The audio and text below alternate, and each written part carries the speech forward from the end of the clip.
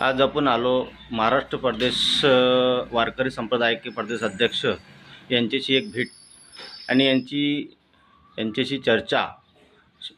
हरिभक्त परम रामभाऊजी महाराज, आपण संत मुक्ताबाई यांच्या बद्दल काही माहिती द्या। पालखी सोहळ्याचा विषय हो। रामकृष्ण हरी।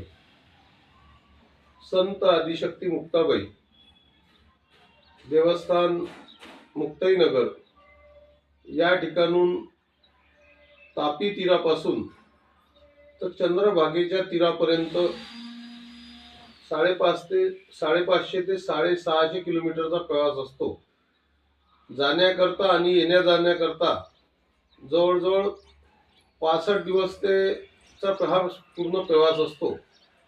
अशा प्रवासामध्ये दिंडी सोहळ्याचं आगमन हे 24 जून रोजी या ठिकाणी पंढरपूरसाठी प्रस्थान झालं आणि आषाढी वारी निमित्त आता परतीला सुद्धा 18 ऑगस्ट रोजी मुक्ताबाई संस्थान या ठिकाणी संत आदिशक्ती मुक्ताबाई पांडुरंग परमात्म्याचं दर्शन घेऊन या ठिकाणी आगमन होत आहे।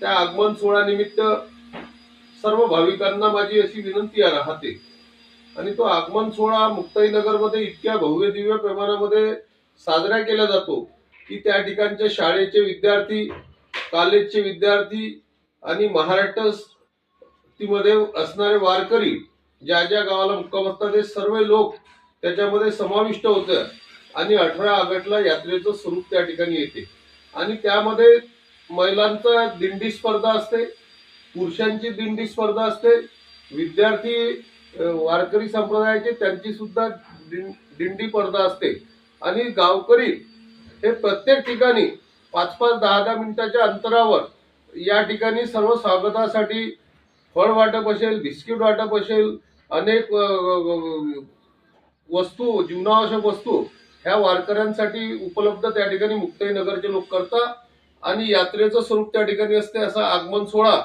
पाहण्यासाठी मिळत नाही, तो 18 तारीखला आहे, तरी आपण सर्व लोक त्या ठिकाणी उपस्थित राहायला पाहिजे।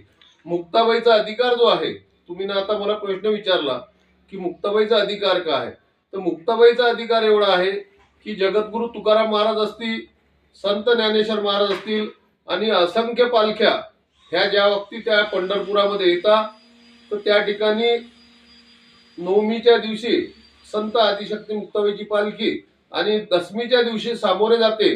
त्या दिवशी दशमीला जोपर्यंत संत आदिशक्ती मुक्ताबाईला चोळी, खण आणि बांगड्या आणि मुक्ताबाईचं पूजन केल्याशिवाय आणि मुक्ताबाईंना मान दिल्याशिवाय एकही पालखी पंढरपुरामध्ये येऊ शकत नाही। हा सर्वात मुक्ताबाईचा अधिकार आहे। मुक्तपणे मुक्त, श्रेष्ठपणे श्रेष्ठ, सर्वत्र वरिष्ठ आदिशक्ती अशा मुक्ताबाईचा आशीर्वाद हा विदर्भ आणि खानदेश आपल्यावर आहे आणि आई रुक्मिणी माता सुद्धा आपल्या विदर्भातल्याच आहेत। म्हणून या संतांच्या आशीर्वादानं आपल्या शेतकऱ्यांना, आपल्या सर्व लोकांना विघ्न आणि आपल्यावर येणारे संकट हे कधीही टाळल्या जातात। हा इतिहास आतापर्यंत आम्ही आमच्या डोळ्यांनी 200 वर्षापासून ऐकत आहे आणि 50 वर्षापासून अनुभवत आहे। म्हणून संत आदिशक्ती मुक्ताबाईचं दर्शन घेतल्यानंतर जीवन मुक्त झाल्याशिवाय राहत नाही आणि मोक्ष प्राप्ती झाल्याशिवाय राहत नाही।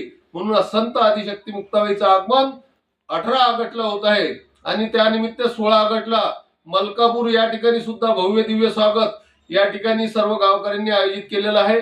म्हणून या सोहळ्याचा लाभ घ्यावा एवढीच नम्र विनंती या ठिकाणी करतो। रामकृष्ण हरी। पुंडलिका वरदेवर विठ्ठल, श्री ज्ञानदेव तुकाराम, संत आदिशक्ती मुक्ताबाई की जय।